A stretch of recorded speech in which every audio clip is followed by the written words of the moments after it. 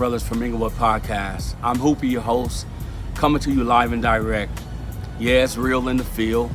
And I'm going to ask if you would like, subscribe, share, ring the notification button so that you'll be abreast as to when we're airing fresh and new content.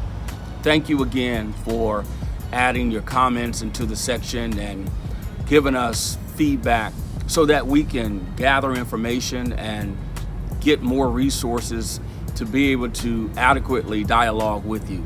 This is about healthy conversation and bridging the gap between reticence and volition, right? We want to involve the community and really see how we can work together by helping one another. Information and knowledge is power, right? The power lies within what you know and how to transfer those things. So today won't be any different than any other day. We're going to have a very exciting topic that we'll discuss, and we're going to talk about interscholastic sports. Now, usually interscholastic sports would deal with amateur student athletes, and since I'm from Southern California, I'd like to kind of focus in on the influx of transfers.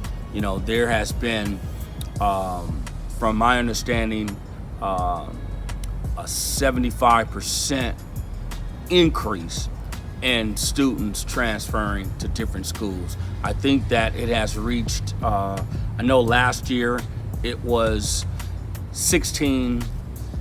over 16,000 student athletes that left one school to go to another. I believe in 2024, it has increased. There is 17,000 students plus that has left a school to transfer to another. But look at this, only in the concentration of sports. They're not transferring for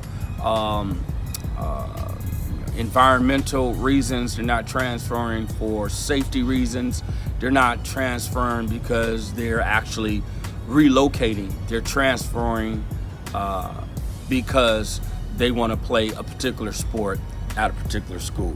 I want to first ask that you would put something in the comment.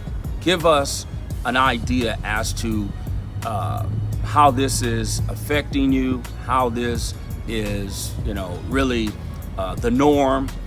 What do you think about students? I would just say, first and foremost, parents that are helping their kids transfer to different schools to play specific sports. I want to start with the area that I'm from. I'm from the east side of Los Angeles. We call that area the Low Bottoms. And then my brothers and I migrated to a suburban city called Inglewood, right? So I kind of have the best of both worlds. I represent the east side of Los Angeles as well as the city of Inglewood on the west side. But Inglewood is actually in East Inglewood, and it's closer to Hawthorne, then you got Gardena, and so on. So with that being said, leaving the east side to be educated on the west side was somewhat of a difference. I believe that being, from Inglewood Unified School District and only having 2 high schools, that we should have had a much better academic curriculum, okay? So I won't say that it was like a huge advantage leaving East LA to be educated in the city of Inglewood, but I will say that the elements were different. It was not hostile, it was not a oversaturated environment with a lack of resources. And I'm not downplaying East Los Angeles, it's just that we know what that looks like, especially down through the years in the era by which I was developed. I was born in '67, so I was pretty much raised in that 70s '80s era, and most of the African Americans, including the Hispanics, were on the east side of Los Angeles. Southern California, I would say the county of Los Angeles deemed certain areas as South Central Los Angeles. And South Central Los Angeles, from the dynamics or the demographics, that was an indicator that that's where the majority of blacks and Spanish people lived. So, without getting into the political aspect of that, I do want to kind of concentrate on why parents were so proactive in helping their children transfer from one school to the next. Okay, so we have a lot of schools in Los Angeles County. LA Unified is comprised with thousands of schools, from elementary to intermediate to, of course, high school. The high school system, we call it the city section, right? So the city section of interscholastic sports was a big deal. We can go back into history when the leagues were not sort of evenly comprised.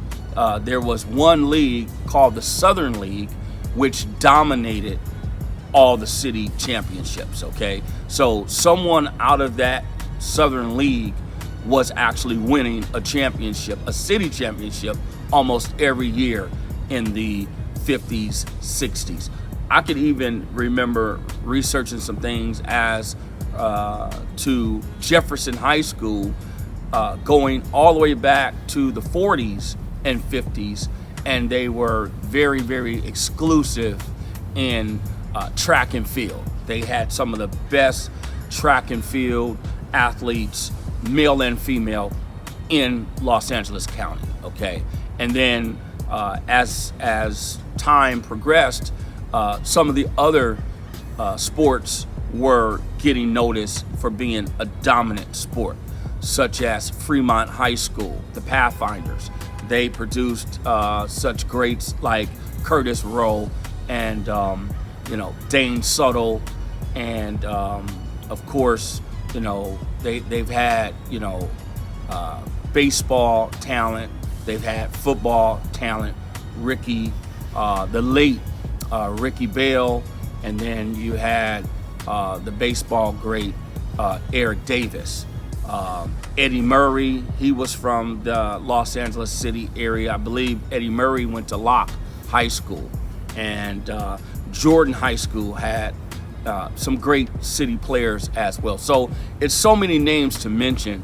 I don't want to just start doing a roll call, but these are some of the names that were a part of that Southern League.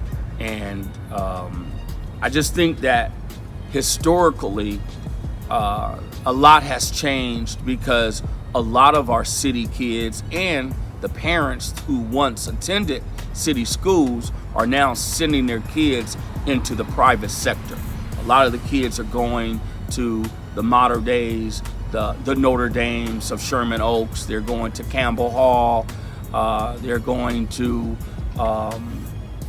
so many schools like J. Sarah. You got J. Sarah of Gardena, and then you have J. Sarah of Capistrano Valley.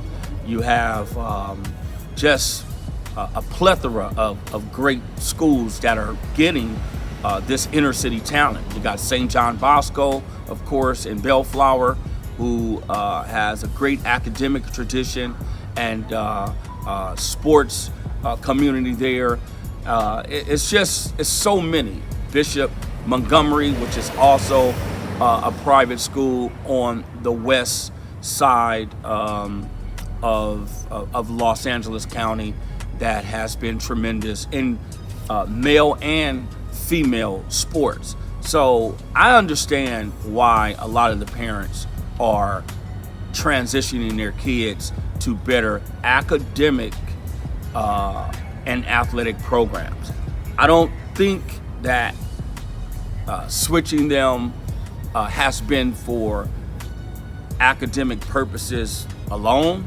I do believe that coaches are getting new jobs, players are finding systems that would accommodate them in a better way. And so I just kind of wanted to have this conversation and see, what do you think?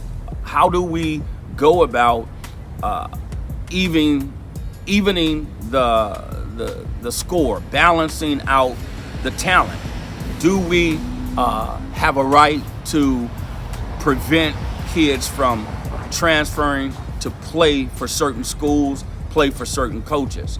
I don't think that it should, get to the point to where we have administrators and executives that are commissioned to handle interscholastic sports to stand in the way from a kid leaving a particular school for a better program or a more successful program. I think, parents have a lot to do with it.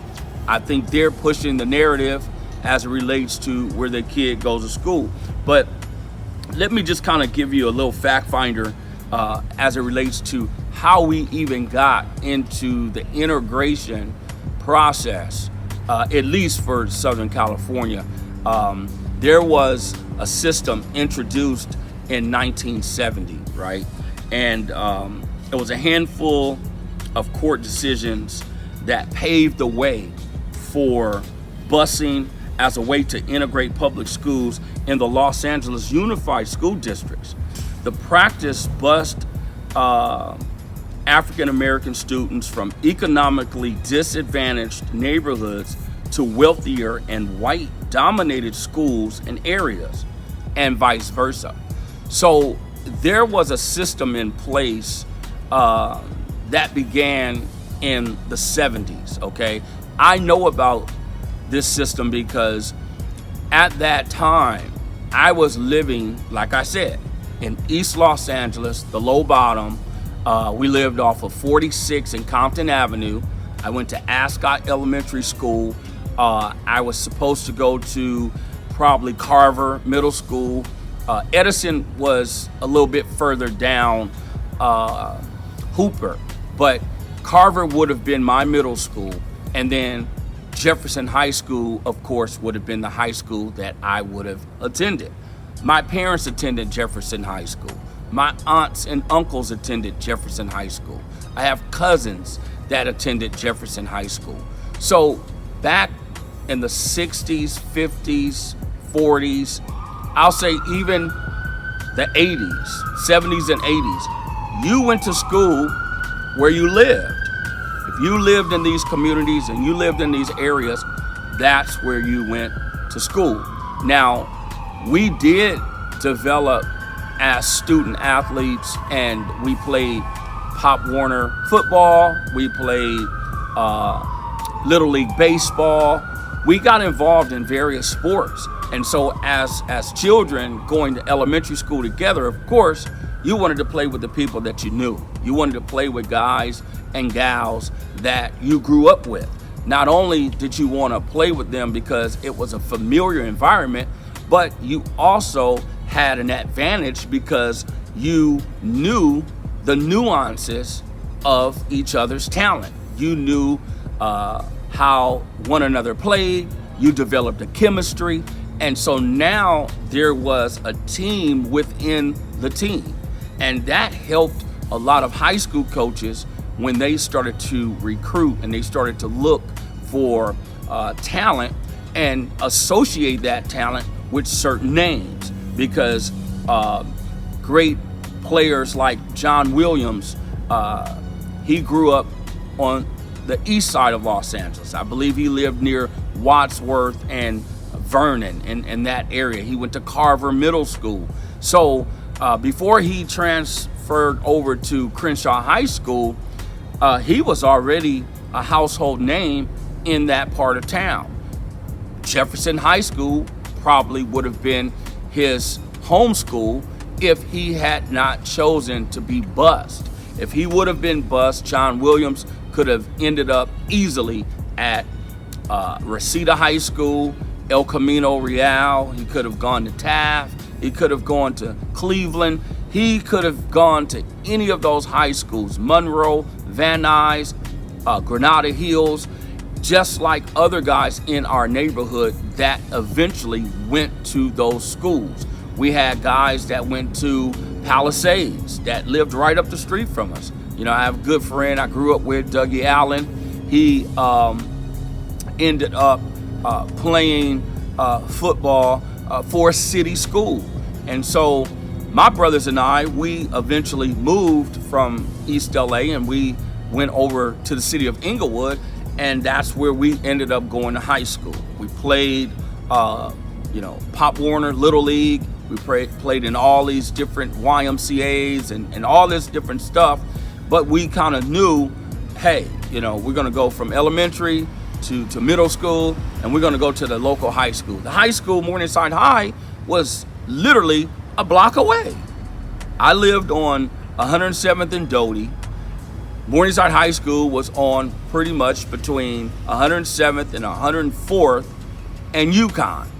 It was a long block away, but it was only one block. And so why would my parents force or decide to take us from a school which is right up the street all the way to the west side of, I would say, the South Bay area? We call Torrance, Palos Verdes, Redondo Beach, Manhattan Beach, Hermosa Beach, even Hawthorne. Those areas, San Pedro, that's the South Bay, okay? Now, Inglewood was a part of the South Bay. Culver City, of course, was a part of the South Bay until Inglewood began to diversify, and there was a serious influx of Afro-American families that moved in. Well, when that happened, a lot of the Caucasian families that were already settled, homeowners, had already obtained real estate, had been living there. Their parents had been living there. Their grandparents had been living there. And they started to move away. So I don't really want to stress that dynamic, but we know that there was a situation that was called white flight. Okay, it just didn't happen in LA. It happened in other states. Happened in state of Michigan. You had Detroit. They experienced the same thing. You had Philadelphia, Pennsylvania. You had Chicago, Illinois. You had a slew of states and cities, major cities, metropolitan cities, where you saw how the racial dynamic drastically changed. Okay. Getting back to what we think about interscholastic sports and how our amateur student athletes are handling this situation, some are calling it a crisis. I don't think it's a crisis. I think that better opportunities have afforded young people to transition and transfer to better schools, better environments, better situations. If Bishop Amant, which is in, I think it's in West Covina or La Puente. That's where Bishop Amant School is. Now, Bishop Amant was a power in football down through the years, from the 70s and the 80s and the 90s. They were actually, we would call it like a Power 5 conference. They were winning CIF championships. They were really playing some of the most elite talent. They were playing the Long Beach Polys. They were playing the Bannings, the Carsons. They were playing the St. John Boscos. They were playing St. Paul, which is in the city of Whittier. St. Paul is in the city of Santa Fe Springs. So you just had a great group of schools that were actually making a great name for themselves. And so I want to really create the dialogue. Put something in the chat. Let me do the research. Let's have more conversation about the transfers. If you notice, Trevor Ariza, former NBA player, world champion, his son is really busting through the seams. He's an incredible talent. He's making his own name. His name is Taj Ariza, and he's about 6'8". He's a very versatile guard. He plays the 1 position, the 2 position. He can play the 3 position. He's a very talented player, and by having the association with a parent who is a former NBA professional basketball player, that really heightens his reputation as well as his awareness. And so he went from a private school on the west side, St. Bernard's High School. His coach ended up getting a new job on the college level. So that kind of left him hanging in the balance, and other students that were on that team. But it was befitting for that young man, Taj, to transfer over to play where his father played. His father, Trevor Ariza, played at Westchester High School, and now his son will follow in his footsteps and play for the same coach, different head coach, but he'll play for the same coach that actually coached and trained his father. I think it's awesome. I think it was a great decision on his parents' part, and I commend them for allowing him to transition to advance and to develop even further. There's another young kid who's in the city of Inglewood. His name is Jason Crow II, and he's a 5-star student athlete, basketball player as well. He attended his first 2 years at Linwood High School, and he just had a phenomenal career. His father is his head coach, and he got a chance to play for his father, who obviously is Jason Crow Sr., and now his father has a new job and position at Inglewood High School, where he attended high school. He's an ex-professional basketball player, played about 13, 15 years overseas. He's a educated, credentialed teacher, as well as a trainer and basketball coach. So now he has the opportunity to coach his son. He has the opportunity to transfer to his alma mater. He has an opportunity to play, watch his son play where he played. I think it's a great deal. I think, Paul Pierce has put his hands on this young man. The signature of former NBA Celtic great is now a part of his alma mater, because Paul Pierce obviously went to Inglewood High School too. Jason Hart, his son, obviously went to St. Bernard's, and now he's doing a fabulous job at Long Beach State University. So these 3 men that attended Inglewood High School is actually giving back and seeing some of the fruit of their labor through their children. Okay, Jason Hart will always be tied to the city of Inglewood, because that's really where he developed his athletic skills. He played youth football there, he played youth basketball, and obviously he finished high school in the city of Inglewood. So I just think it's a plus when you talk about students finding a place to where they can flourish in their athletic career. I'm excited to talk about this, and hopefully we'll do another segment on interscholastic sports and how the kids have been allowed to transfer for better means. Lastly, I do want to say there is a student athlete who transferred from Inglewood High School as a quarterback. I believe he was a freshman starting quarterback on the varsity level. He did a great job for Inglewood, and he transferred last year to play at Corona Centennial, a powerhouse. The Huskies are, CIF champions, they're state champions. They've produced many collegiate players, student athletes, and also they have a few guys in the pros. So I just think it's an overall great thing that the kids have the flexibility to go from one place to another to achieve their goals. So I'm gonna ask if you would like, subscribe, share, ring the notification button so that you'll be abreast as to when we're airing fresh and new content. I'm so glad that you tuned in. I'm gonna ask also that you would share our platform, let some people know, help us monetize this situation so that we can bring you more and more great content. Thanks. This car is coming to a stop. We're signing off. Peace. I'm out.